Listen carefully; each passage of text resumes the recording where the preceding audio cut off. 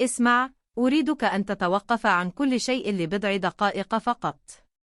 لأن ما سأقوله لك الآن هو واحد من أسرع الطرق وأكثرها فاعلية لتغيير الطريقة التي يراك بها العالم، وخصوصاً الطريقة التي تراك بها النساء.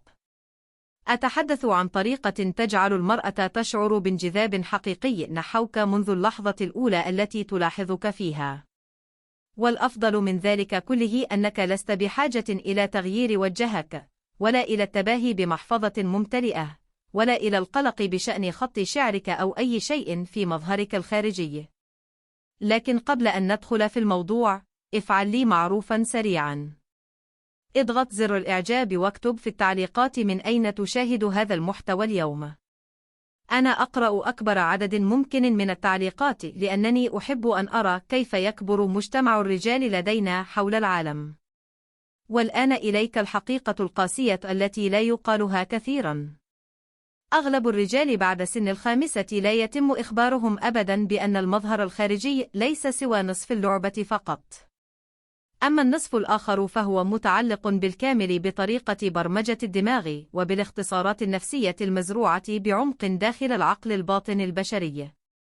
اسمي الدكتور فورمان، وخلال 12 عاماً من مساعدة الرجال على فهم الصحة النفسية والثقة بالنفس والديناميكيات الاجتماعية الواقعية، رأيت شيئاً يتكرر مراراً وتكراراً. عندما يتعلم الرجل هذه الاختصارات النفسية ويطبقها في حياته اليومية، تقسم النساء أنه أصبح أكثر جاذبية بين ليلة وضحاها، حتى لو لم يتغير أي شيء فعلي في جسده أو في ظروفه الخارجية. لقد رأيت هذا من قبل، ليس كذلك؟ ترى رجلاً عادي الشكل يتحدث مع امرأة مذهلة. هي تضحك، تلعب بشعرها، تقترب منه أكثر.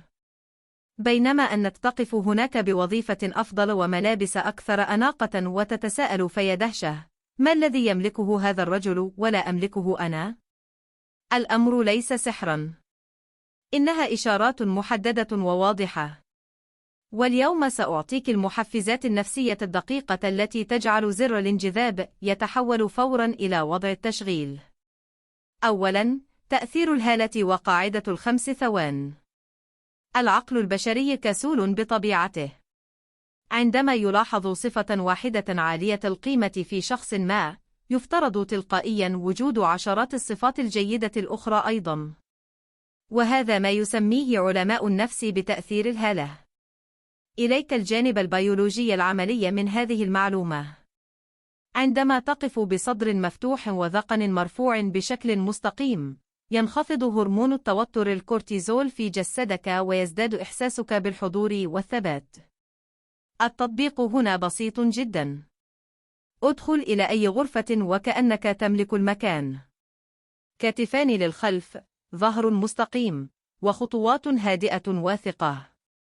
والنتيجة أن عقلها الباطن يصنفك فورا كرجل أعلى مكانة وأكثر قدرة وأكثر ثباتا. رأيت رجالا في جلسات خاصة يجعلون النساء يعتقدن أنهم أطول بعدة سنتيمترات فقط لأنهم أصلحوا وضعية أجسادهم.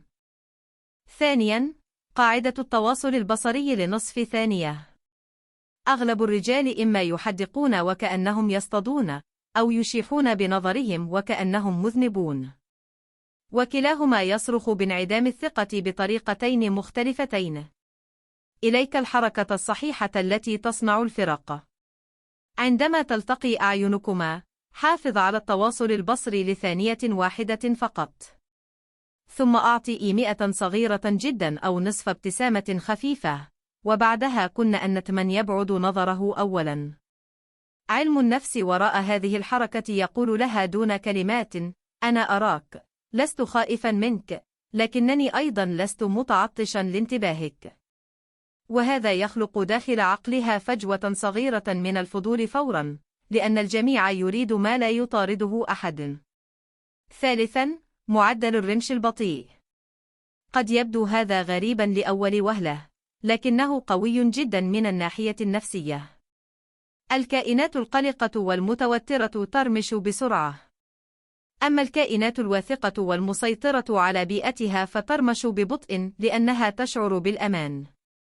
لذلك عندما تستمع إليها دع جفنيك يتحركان أبطأ قليلا من المعتاد. هذا يقرأ تلقائيا على أنه هدوء وتحكم وثبات.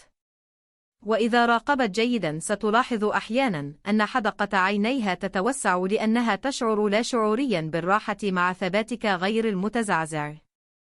رابعا، إبطاء الكلام بنسبة 10%. الرجل المتوتر يسرع في كلامه لأنه يخشى أن تتم مقاطعته أو يشعر أن الوقت ينفد. إليك العادة الجديدة التي ستغير طريقة تلقي الآخرين لك. تحدث أبطأ بنسبة 10% فقط مما يبدو طبيعيا لك. والتأثير فعلي ومباشر. صوتك يصبح أعمق وأكثر ثراء وأكثر إقناعا. وبيولوجيا الصوت الهادئ يرسل إشارة بأن جهازك العصبي منظم ومستقر ولا يعاني من ضغط داخلي. نساء كثيرات قلن لي حرفيا: لا أعرف لماذا لكن عندما يتحدث الرجل ببطء أشعر بثقة أكبر تجاهه. خامسا، قتل وهم الأضواء. ربما أنت مشغول بالشيب في شعرك أو ببعض الوزن الزائد أو بأي تفصيلة في مظهرك تعتقد أنها تلفت الانتباه السلبي إليك. لكن السر الحقيقي هو أن لا أحد يراقب عيوبك بالطريقة التي تراقبها أنت. هذا ما يسميه علماء النفس بوهم الأضواء. وفي اللحظة التي تتوقف فيها عن تعديل قميصك أو إخفاء رأسك أو محاولة تصحيح شكل جسدك طوال الوقت، تصبح تلك العيوب شبه غير مرئية لمن حولك. كان لدي مريض عمره 52 عاما وكان مرعوبا من شعره الرمادي. وفي اللحظة التي توقف فيها عن إخفائه وبدأ يتقبله بثقة تغيرت تعليقات النساء عنه من يبدو كبيرا إلى يبدو مميزا ووقورا. سادسا، قوة الصمت. أغلب الرجال يعتقدون أنهم مضطرون لملء كل لحظة صمت بالكلام. يظنون أن التوقف يعني أن التفاعل يموت. فيتكلمون أكثر، يشرحون أكثر، يبالغون أكثر. والمشكلة أنك كلما قدمت عرضا أكثر امتلكت قوة أقل. الصمت ليس محرجا عندما تكون مرتاحا مع نفسك. الصمت يصبح محرجا فقط عندما تكون متوترا من الداخل. الرجل الواثق يفهم شيئا مهما جدا: الصمت يصنع توترا والتوتر يصنع انجذابا. جرب هذا. بعد أن تقول شيئا توقف. لا تضف كلمات إضافية. لا تبرر. لا تطارد رد فعلها. دعها تجلس مع كلماتك للحظة. ستتفاجأ كم مرة ستقترب أكثر أو تبتسم أو تبدأ بالكلام بسرعة أكبر فقط لتملأ الفراغ الذي خلقته. سابعا، لغة جسد. أنا لست مستعجلا. الرجل المستعجل يبدو محتاجا حتى لو لم يقصد ذلك. عندما تتحرك بسرعة زائدة أو تفحص هاتفك باستمرار أو تنظر حولك بينما هي تتحدث، فأنت ترسل رسالة واحدة واضحة: أنا لست حاضرا بالكامل. والنساء شديدات الحساسية للحضور الحقيقي. الحضور لا يعني فقط وجودك الجسدي بل وجودك الذهني والعاطفي الكامل. لذلك أبطئ حركاتك. عندما تشرب الماء افعل ذلك بهدوء. عندما تدير رأسك افعلها بسلاسة. عندما تجلس لا تسقط على الكرسي وكأنك منهار. اجلس بهدوء وكأن لديك كل الوقت في العالم. هذا وحده يجعلك تبدو أعلى قيمة دون أن تقول كلمة واحدة. ثامنا، نبرة اليقين الهادئ. الثقة الحقيقية ليست صاخبة. الثقة الحقيقية هادئة. إنها نبرة رجل لا يحتاج إلى موافقة أحد. وعندما تتحدث لا تجعل نهاية جملك تبدو كسؤال يبحث عن تأكيد. بدلاً من أن تقول نعم بدأت أهتم بالرياضة مؤخراً بنبرة تصاعدية كأنك تستأذن، قلها بنبرة مستقرة هادئة. فرق صغير في النبرة لكنه يغير كل شيء. الأولى تبدو وكأنك تطلب الإذن. والثانية تبدو وكأنك تقود. تاسعاً، الابتسامة الصغيرة. بعض الرجال يبتسمون طوال الوقت وكأنهم يتوسلون القبول. والبعض الآخر لا يبتسم أبدا وكأنه يحاول الظهور بمظهر القاسي المبهر. الحل الأفضل هو الابتسامة الصغيرة الهادئة التي تأتي وتختفي بطبيعية. هي تعطي دفئا دون ضعف وثقة دون غرور. وتجعل المرأة تشعر بالأمان العاطفي، والأمان جزء ضخم جدا من الانجذاب عند النساء أكثر مما يدرك كثير من الرجال. 10. تأثير امتلاك المساحة. هذه نقطة ضخمة لا يتعلمها أغلب الرجال أبدا. الرجال ذوو المكانة العالية يأخذون مساحة بشكل طبيعي ومريح. أما الرجل قليل الثقة فينمش. يضم كتفيه، يعقد ذراعيه، يقرب قدميه من بعضهما وكأنه يعتذر عن وجوده في المكان.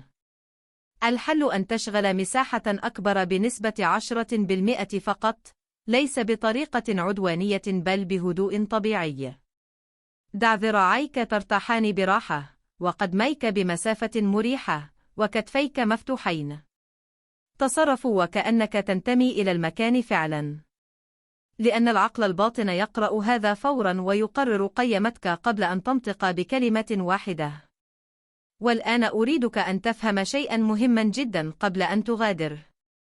كل هذه الإشارات ليست تمثيلا وليست خداعا وليست محاولة لتصبح شخصا آخر، بل هي إزالة للعادات العصبية التي تجعلك تبدو أصغر مما أنت عليه حقا. الحقيقة أن أغلب الرجال ليسوا غير جذابين. هم فقط متوترون، مستعجلون، ويؤدون عرضا طوال الوقت. وفي اللحظة التي تتوقف فيها عن الأداء تبدأ بالجذب الحقيقي. وهناك حقيقة أخيرة أريدك أن تسمعها جيدا وتحملها معك. النساء لا يقعن في الانجذاب بسبب الكلمات أولا، بل يقعن بسبب الطاقة والحضور والثبات العاطفي. يمكن للمرأة أن تسمع المجاملات من 100 رجل في أسبوع واحد، لكنها قد لا تقابل سوى رجل واحد طوال العام يشعرها بالهدوء والثبات وعدم الاهتزاز. وهذا الرجل يبرز فورا في ذاكرتها وفي مشاعرها. لذلك إذا خرجت من هذا الحديث بشيء واحد فقط فليكن هذا: وقفتك إشارة، نظرتك إشارة، سرعتك إشارة، صمتك إشارة، هدوءك إشارة. وعندما تتقن هذه الإشارات ستبدأ النساء بمعاملتك بشكل مختلف دون أن يفهمن السبب تماما. ستلاحظ ذلك في نظراتهن، وفي مدة التواصل البصري، وفي ضحكاتهن، وفي قربهن منك. لأن الانجذاب ليس منطقيا، الانجذاب لاواع.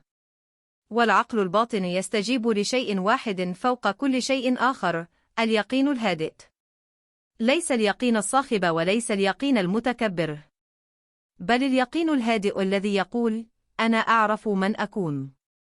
أنا لا أطارد. أنا أقود حياتي.